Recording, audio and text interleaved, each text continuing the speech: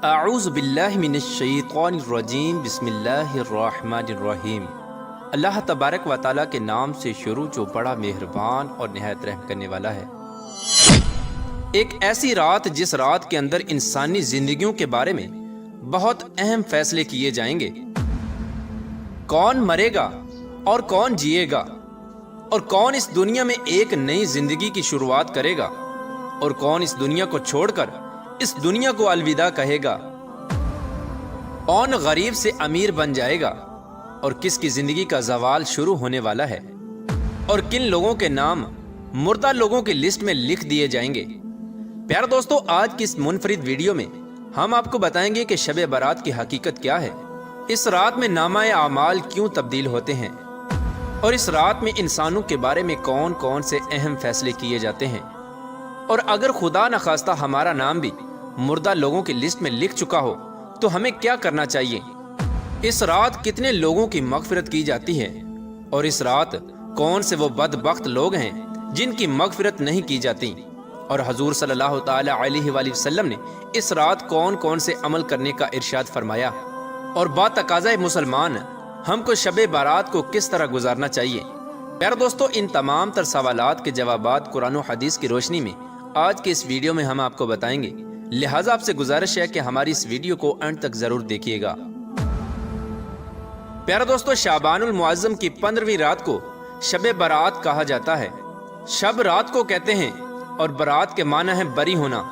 چونکہ اس رات کو مسلمان توبہ کر کے اور اللہ تبارک و تعالیٰ کی بارگاہ میں اپنے گناہوں کی معافی طلب کرتے ہیں، اور اللہ تبارک و تعالیٰ کی بارگاہ میں اپنے گناہوں کو چھوڑنے کا عہد کرتے ہیں، تو اللہ تبارک و تعالیٰ اپنی رحمت کے صدقے بے شمار مسلمانوں کو جہنم سے نجات دیتا ہے، اس لیے اس رات کو شب برات کہتے ہیں۔ حضرت عطا بن یسار رضی اللہ تعالی عنہ بیان فرماتے ہیں کہ لیلۃ القدر کے بعد شعبان کی 15ویں رات سب سے افضل رات ہے۔ پیارے دوستو، آپ کو بتاتے چلیں کہ شب برات فرشتوں کے لیے اللہ تبارک و تعالیٰ نے عید کا دن مقرر کیا ہے۔ جس طرح کہ اللہ تبارک و تعالیٰ نے زمین پر رہنے والے انسانوں کو 2 عیدیں عطا فرمائیں، اسی طرح اللہ تبارک و تعالیٰ نے آسمان والوں کے لیے بھی 2 عیدیں مقرر کر رکھی ہیں، ایک شب برات اور دوسری شب قدر۔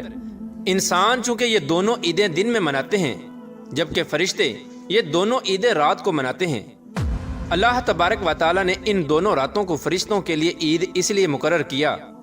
کیونکہ انسان رات کو سو جاتا ہے، جبکہ فرشتے رات کو سوتے نہیں، وہ ہر وقت اللہ تبارک و تعالیٰ کی عبادت میں مصروف رہتے ہیں۔ پیارے دوستو، شب برات کے متعلق اللہ تبارک و تعالیٰ قرآن پاک میں ارشاد فرماتا ہے، قسم ہے اس روشن کتاب کی، بے شک ہم نے اسے برکت والی رات میں اتارا، بے شک ہم ڈر سنانے والے ہیں۔ اس میں بانٹ دیا جاتا ہے ہر حکمت والا کام۔ اس آیت کریمہ کی تفسیر میں مفسرین لکھتے ہیں کہ اس شب سے مراد شب قدر یا شب برات ہے، اور حضرت اکرمہ رضی اللہ تعالی عنہ اور دیگر مفسرین بیان کرتے ہیں کہ لیلۃ مبارکہ سے مراد شب برات ہے۔ پیارے دوستو، اس رات کے اندر ان تمام لوگوں کی فہرست تیار کی جاتی ہے جو اس دنیا کے اندر زندہ رہنے والے ہوں گے، اور جو اس سال کے اندر مرنے والے ہوں گے، اور جو حج کرنے والے ہوں گے۔ ان تمام لوگوں کے نام اس فہرست کے اندر لکھے جاتے ہیں۔ اس فہرست میں درج ہونے والے ہر حکم کی تعمیل میں ذرہ برابر بھی کمی نہیں کی جاتی۔ حضرت عائشہ صدیقہ رضی اللہ تعالی عنہ بیان فرماتی ہیں کہ رسول اکرم صلی اللہ تعالی علیہ وآلہ وسلم نے ارشاد فرمایا، کیا تم جانتی ہو کہ شعبان کی 15ویں شب میں کیا ہوتا ہے؟ تو حضرت عائشہ صدیقہ رضی اللہ تعالی عنہ نے عرض کیا، یا رسول اللہ صلی اللہ تعالی علیہ وآلہ وسلم، آپ ہی ارشاد فرما دیجئے۔ تو نبی کریم رؤوف الرحیم صلی اللہ تعالی علیہ وآلہ وسلم نے ارشاد فرمایا کہ آئندہ سال میں جتنے بھی پیدا ہونے والے ہوتے ہیں وہ اس رات میں لکھ دیے جاتے ہیں، اور جتنے لوگ آئندہ سال میں مرنے والے ہوتے ہیں وہ بھی اس رات میں لکھ دیے جاتے ہیں، اور اس رات میں لوگوں کے سال بھر کے اعمال اٹھائے جاتے ہیں، اور اس رات میں لوگوں کا رزق مقرر کیا جاتا ہے اور رزق اتارا جاتا ہے۔ حضرت عطا بن یسار رضی اللہ تعالی عنہ بیان فرماتے ہیں کہ شعبان کی 15ویں رات اللہ تبارک و تعالی ملک الموت کو ایک فہرست دے کر حکم فرماتا ہے کہ جن جن لوگوں کے نام اس فہرست میں لکھے ہیں ان کی روحوں کو آئندہ سال مقررہ وقتوں پر قبض کرنا۔ پیارے دوستو، اس رات میں لوگوں کی زندگی اور موت کا فیصلہ ہو چکا ہوتا ہے، جبکہ لوگوں کے حالات یہ ہوتے ہیں کہ وہ اپنی دنیا میں مگن ہوتے ہیں۔ کوئی اپنا بینک بیلنس بڑھانے کے چکر میں لگا ہوتا ہے، تو کوئی اپنی کوٹھی اور بنگلہ تیار کرنے کی کوشش میں لگا ہوتا ہے، تو کوئی اپنی شادیوں کی تیاریوں میں لگا ہوتا ہے، جبکہ وہ یہ نہیں جانتا کہ اس کا نام مردہ لوگوں کی لسٹ میں لکھا جا چکا ہے۔ حضرت عثمان بن محمد رضی اللہ تعالی عنہ سے مروی ہے کہ سرور کائنات حضرت محمد مصطفیٰ صلی اللہ تعالی علیہ وآلہ وسلم نے ارشاد فرمایا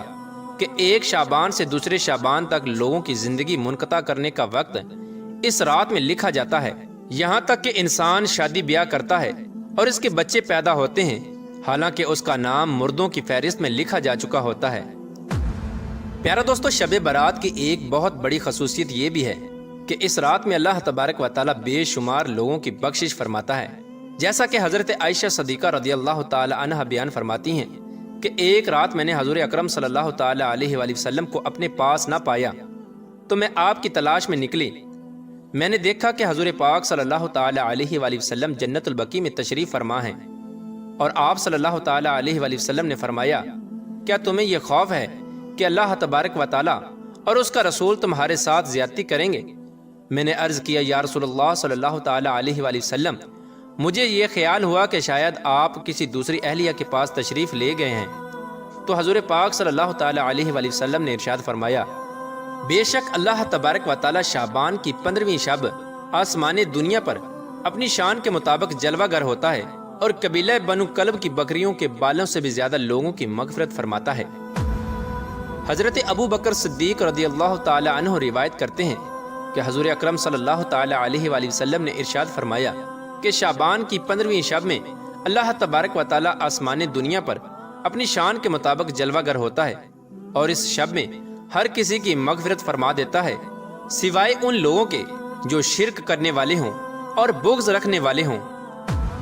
اور ایک دوسری روایت میں آتا ہے کہ نبی کریم رؤوف الرحیم صلی اللہ تعالی علیہ وآلہ وسلم نے ارشاد فرمایا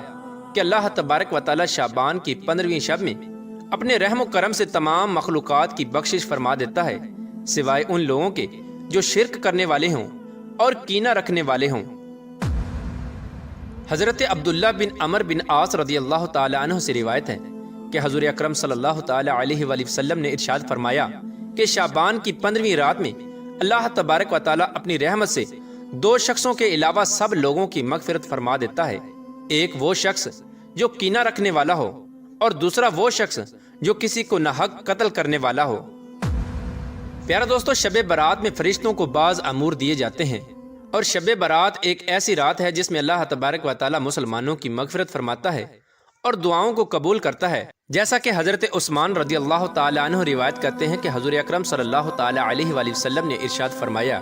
جب شعبان کی 15ویں شب آتی ہے تو اللہ تبارک و تعالی کی طرف سے یہ اعلان ہوتا ہے کوئی مغفرت طلب کرنے والا کہ اس کے گناہ بخش دوں؟ ہے کوئی مجھ سے معافی مانگنے والا کہ اسے عطا کروں؟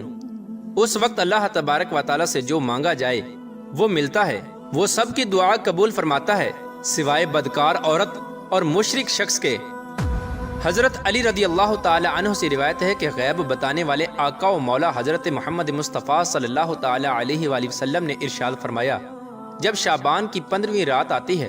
تو رات کو قیام کرو اور دن کو روزہ رکھو، کیونکہ غروب آفتاب کے وقت سے ہی اللہ تبارک و تعالی کی رحمت آسمان دنیا پر نازل ہو جاتی ہے، اور اللہ تبارک و تعالی ارشاد فرماتا ہے کوئی مغفرت طلب کرنے والا کہ میں اس کو بخش دوں؟ ہے کوئی رزق مانگنے والا کہ میں اس کو رزق دوں؟ ہے کوئی مصیبت زدہ کہ میں اسے مصیبت سے نجات دوں؟ یہ اعلان طلوع فجر تک اللہ تبارک و تعالی کی طرف سے ہوتا رہتا ہے۔ پیارا دوستو، حضور اکرم صلی اللہ تعالی علیہ وآلہ وسلم نے ارشاد فرمایا کہ شعبان میرا مہینہ ہے اور رمضان اللہ تبارک و تعالی کا مہینہ ہے۔ روایات میں آتا ہے کہ حضور اکرم صلی اللہ تعالی علیہ وآلہ وسلم ماہ رمضان کے علاوہ شعبان المکرم میں سب سے زیادہ روزے رکھا کرتے اور اللہ تبارک و تعالی کی عبادت کے لیے کمر بستہ ہو جاتے، اور حضور صلی اللہ تعالی علیہ وآلہ وسلم شعبان المبارک میں بہت زیادہ اللہ تبارک و تعالی کی عبادت کیا کرتے اور صحابہ کرام کو اس کی تلقین کیا کرتے۔ لیکن افسوس کہ آج کے دور میں لوگ اس مقدس رات کو آتش بازی کی نظر کر دیتے ہیں۔ جس رات میں اللہ تبارک و تعالی سے مغفرت طلب کرنی چاہیے، اس رات کو آج کے مسلمان فضول خرچی اور آتش بازی میں گزار دیتے ہیں، اور اللہ تبارک و تعالی کو راضی کرنے کی بجائے الٹا ان گناہوں کے اندر مبتلا ہو کر اللہ تبارک و تعالی کی نافرمانیاں کرنے لگتے ہیں اور اللہ تبارک و تعالی کو ناراض کر بیٹھتے ہیں۔ پیارے دوستو، اس رات کے اندر ہمیں کثرت سے اللہ تبارک و تعالیٰ کی عبادت کرنی چاہیے اور ہمیشہ ہمیشہ کے لیے اپنے گناہوں سے توبہ کرنی چاہیے، کیونکہ ہو سکتا ہے کہ ہمارا نام بھی ان لوگوں کی فہرست میں لکھا جا چکا ہو جو اس سال مرنے والے ہیں۔ ہمیں چاہیے کہ ہم اپنے تمام گناہوں سے توبہ کریں اور اللہ تبارک و تعالیٰ کی بارگاہ میں اپنے گناہوں کی معافی طلب کریں۔ پیارے دوستو، شب برات کی رات کو اللہ تبارک و تعالیٰ کی بارگاہ میں گزارنا چاہیے اور شب بیداری کرنی چاہیے، جیسا کہ رسول اللہ صلی اللہ تعالیٰ علیہ وآلہ وسلم خود بھی شب بیداری کرتے اور دوسروں کو بھی شب بیداری کرنے کی تلقین فرماتے اور اللہ تبارک و تعالیٰ کی عبادت کرنے کا حکم ارشاد فرماتے۔ اللہ تبارک و تعالیٰ سے دعا ہے کہ حضور پاک صلی اللہ تعالیٰ علیہ وآلہ وسلم کے بتائے ہوئے راستے پر چلنے کی توفیق عطا فرمائے اور حضور صلی اللہ تعالیٰ علیہ وآلہ وسلم کی محبت کے اندر جینا مرنا نصیب فرمائے، اور اس رات کے صدقے اللہ تبارک و تعالیٰ ہماری اور تمام مسلمانوں کی مغفرت فرمائے۔